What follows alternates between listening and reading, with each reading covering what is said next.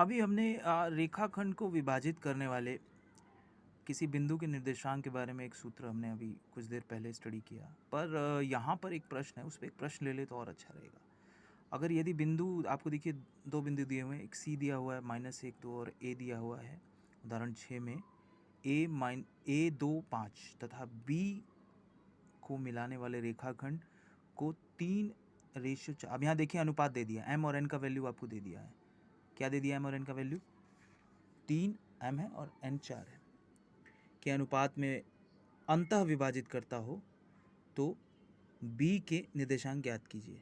ठीक है, अंतः विभाजित करता हो या बाह्य विभाजित करता हो, तो बाह्य विभाजित करने का जो प्रश्न है वो जनरली कम आएगा।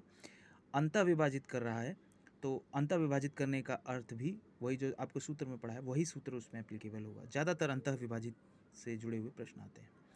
ठीक है, तो जिसके आपको निर्देशांक निकालने हैं तो वो आपका यहाँ पर ये वाला पॉइंट है, मतलब ए बिंदु है और बी बिंदु है, तो ए और बी बिंदु और सी बिंदु के भी निर्देशांक दे दिए हैं और उनका अनुपात का जो वैल्यू है 3 और 4 वो भी आपको दे दिया गया है।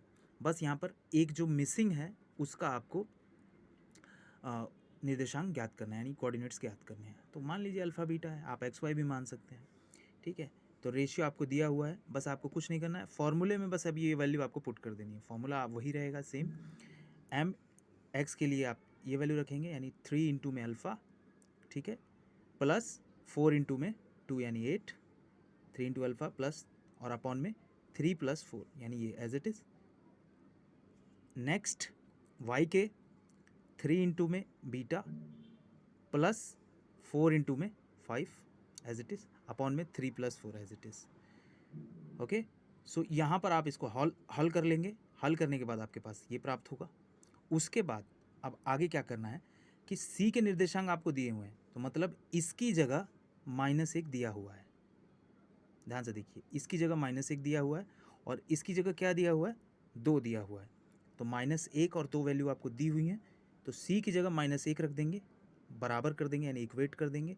दूसरी टर्म को भी इक्वेट कर देंगे, इक्वेट करके ए यानी अल्फ़ा, बी यानी बीटा का मान प्राप्त कर लेंगे।